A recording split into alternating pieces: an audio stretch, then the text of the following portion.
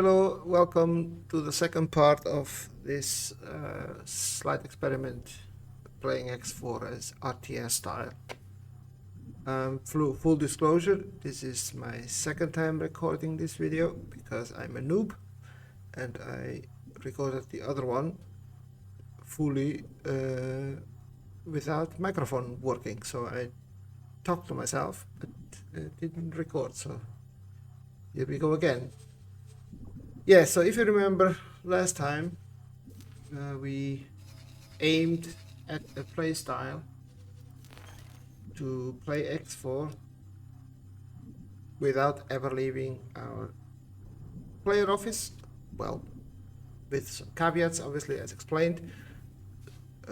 Getting blueprints is allowed to teleport out, and that's what we did. So I'm about a day's worth, well, just about now, a day's worth of playtime, of in-game playtime, obviously. But we'll get to stats later. And yeah, I wanted to show my progress. So we started off with only one S mining ship, which obviously is very limited in terms of what can generate credits at the start, and without credits not much else happens. So yeah, one of the things I would say about this playstyle is, unless you give yourself quite a bit of purse at the start will be the progress at the start will be very slow. So again, an S miner generates, I think, about 50,000 credits per trade. If you do silicon, I think it's 500 if you can sell per max price of 150. Do the math, I can't be bothered. But anyway, it generates quite low amount of credits, and you need around 500,000 to buy an M ship. So an M, a very stripped down M, and I'm coming to that in a bit. So yeah, so early progress, very slow, in the sense that there's not much investing you can do because you don't have money. But then, but you are still kind of busy exploring things, because in my case I had a handful of small ships, which I would tell to fly through gates and explore things. Before I was on 750. Later on I moved to 760 beta that is running now, which has a few fixes. As you can see, there are some exploration holes that are from when 750 was running. Fortunately, exploration command now in 760 works quite well. So that is that. Yeah, so even though, again, I don't have SATA, I'm not interested in skipping the game, in having the game running itself. I want to play the game. So at the beginning, what I did was send ships to scout, control them, try to already figure out what the landscape is, because each start is a bit different. What the hell is this ship doing out here?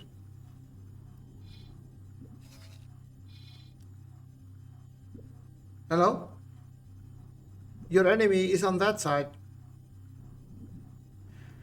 Some captains, sometimes I could just... What kind of moron are you?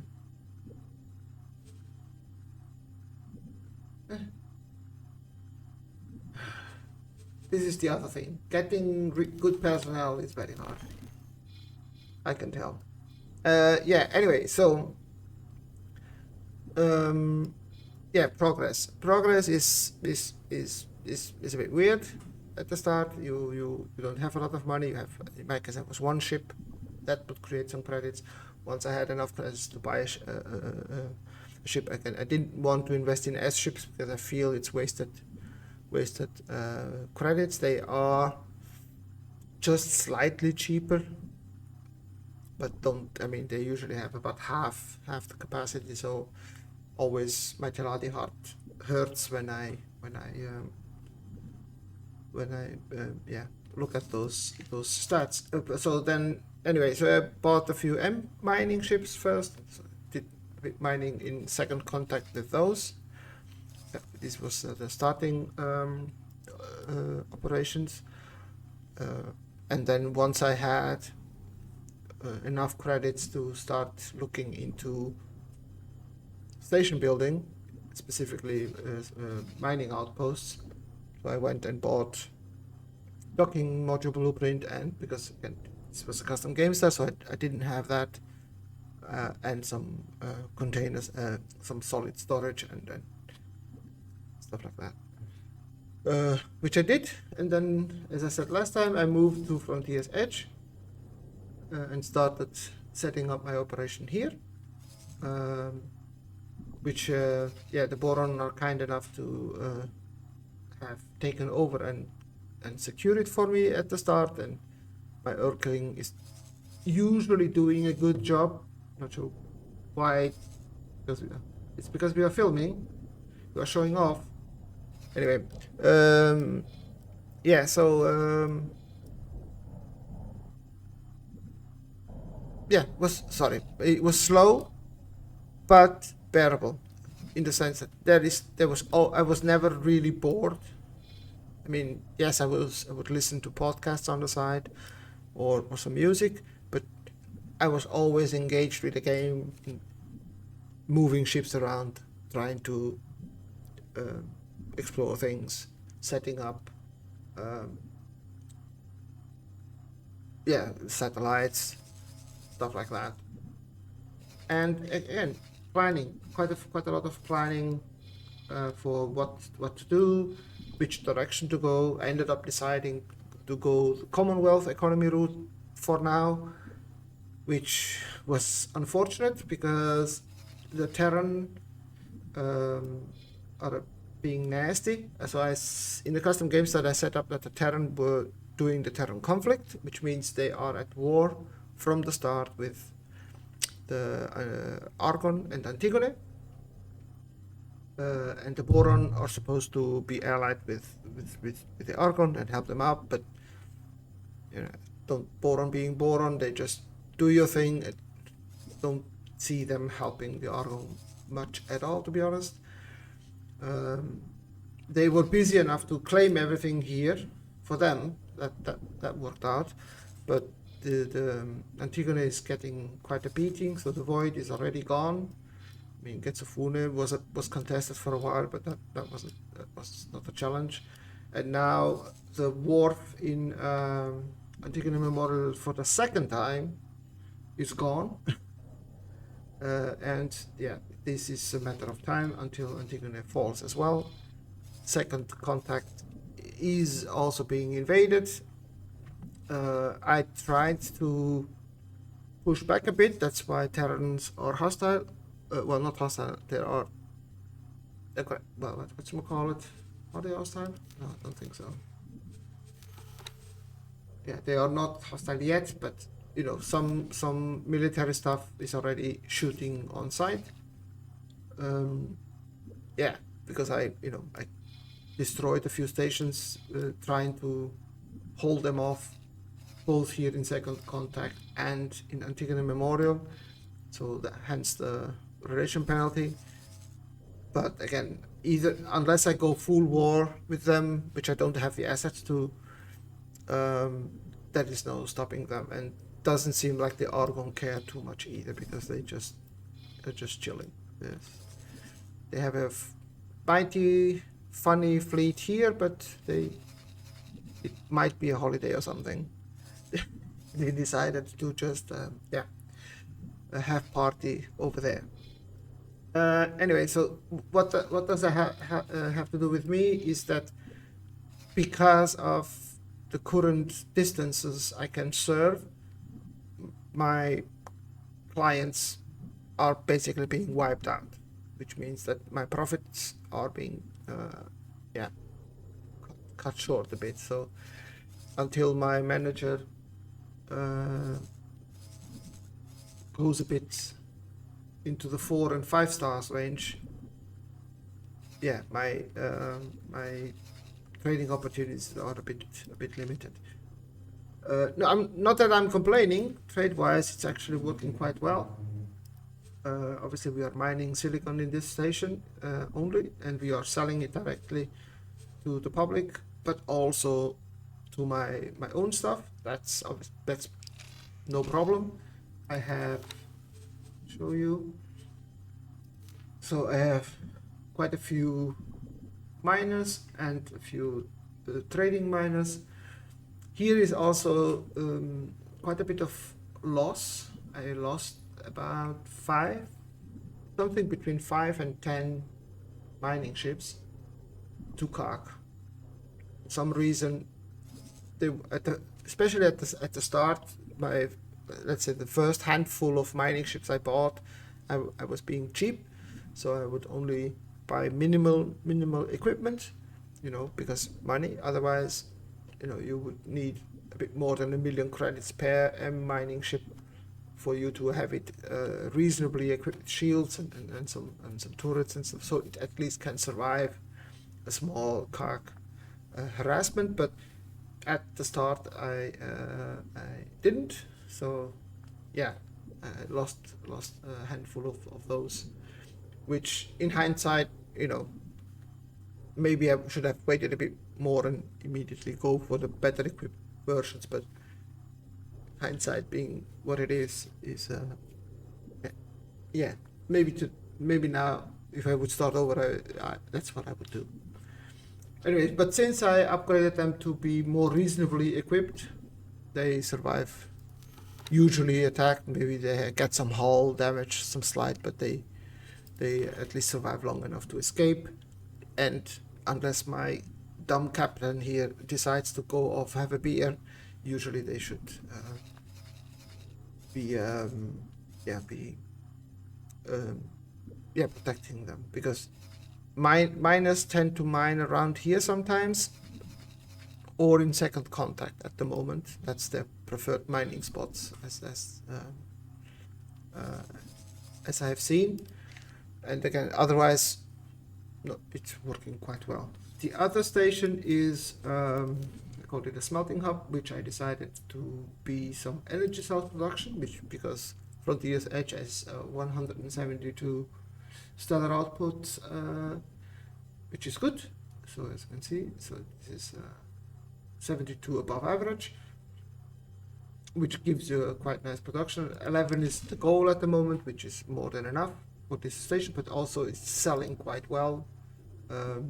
Not from this station. This station is still just closed to my own ships. Same for the silicon wafers. The idea here was that I would go and expand this station to also produce smart chips and microchips to have maybe in the same station, maybe a different station. I don't know yet, but that was the idea. Everything that is overproduced is being stored here, as you can see.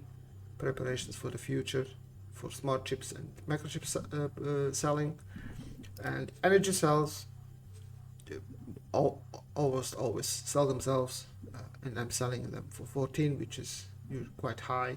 Usually you have to put that at 10 but we are quite still at the beginning of the game. So silicon wafers also sells quite well. People happy to come and buy them themselves. My ships also sell them sometimes, which is fine. And this is working quite well. it's just, as I said, it's just a bit restricting because you can't do missions, you can't do rank push, for example. You cannot go criminal traffic for for your reputation. At the moment, my reputation is okay with Antigone and Argon because they are my main clients, and this is only pushing via trade. And once you start get past 10, increasing relations via trade takes quite a while. And since the Terrans are killing my clients, this becomes doubly slower a bit. The Boron, I have a bit of relations because I bought some ships from them. Quite like their ships, especially because they're instant travel drive. And the Pioneers were mostly just trading with silicon because again they don't buy anything else, but maybe energy a bit, but yeah. Right. So as I said, the bit is that you are restricting yourself so much that pushing relations is hard, takes quite a lot of time. Some production modules require you to have 20 relations to get the module license. So even if you have the credits, you still have to wait for that push to be able to have those productions. Some of the very good production modules are like electronics, hull parts. No hull parts. Yeah, but anyway, so most of them will require, not most, but some of them will require you to have 20 relation, and which is another hurdle that is very hard. Not hard, but it's a bit more difficult to get just with trading because there's only so much silicon you can sell nearby for people to buy. Yeah, so let's have a quick look at the stats. The stats, as you saw before, so this is 1 day worth of playtime, still having the 16 seconds control the ship from the beginning, from the start.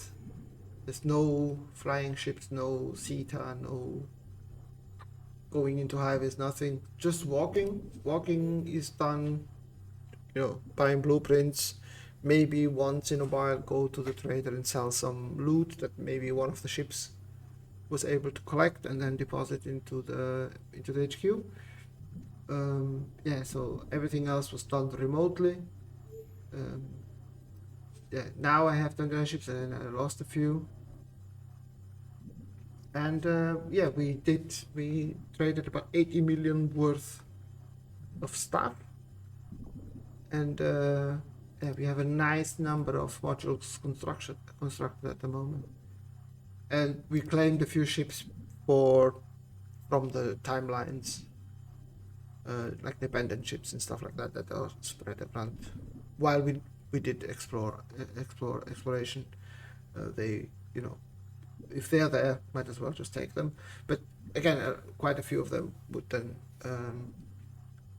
die to incursions. Some of them I'm using just as teleportation points, like these ones.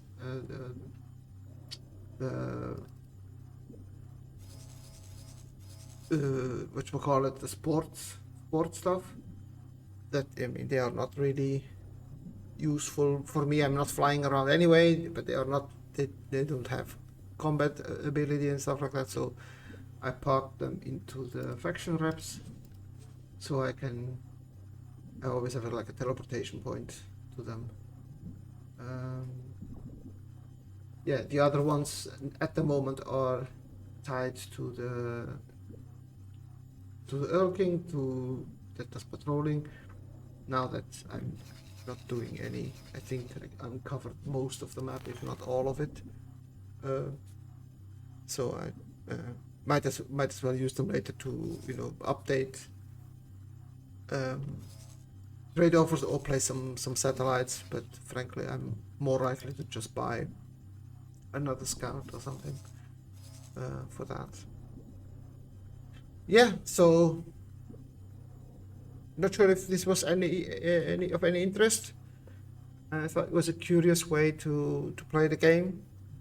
I don't see myself doing this restrictive, because then my playstyle is already kind of trade focused, but usually then I allow myself to fly around, either scout myself a bit, or do some missions, hunt some pirates, hunt some xenon, stuff like that, to to get some variety.